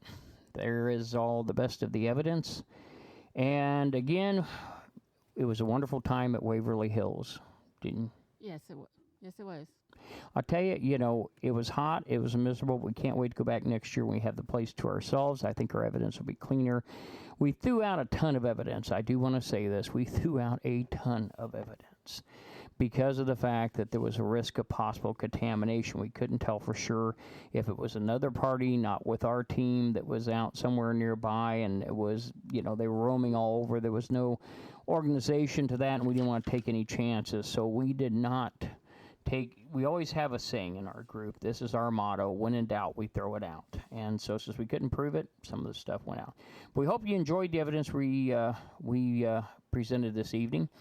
I do want to tell you there was 2 investigators that did not get the chance to, because of their schedules, they were unable to. Our tech manager, Tim Webb, and our chief of staff, Andrew Brooks, did not get to be on the show tonight and tell their feelings and experiences at Waverly. And I hate that, but they were there, and I think that They were here in spirit. they were here in spirit. There you go. That's a good way to look at it. So, all right, listeners. Due to the fact that this is a large episode, and believe me, it was worth it. It'll be worth it to listen to it because there's a lot of good evidence in it. But we felt because of the size, we're going to eliminate the ghost story of the day. So there will be no ghost story of the day on this broadcast, but they'll return shortly. So thank you very much for listening. Thanks for listening to Ghost to Ghost. Again, I'm your host, Chief Lawson. You can find Ghost to Ghost on all major formats on the 15th and 30th of the month at midnight. If you'd like to be a guest on the show, maybe have a question or subject you'd like to ask about on air, or be used on the show, please email us at ghosttoghost@spiritindiana.com, ghosttoghost@spiritindiana.com.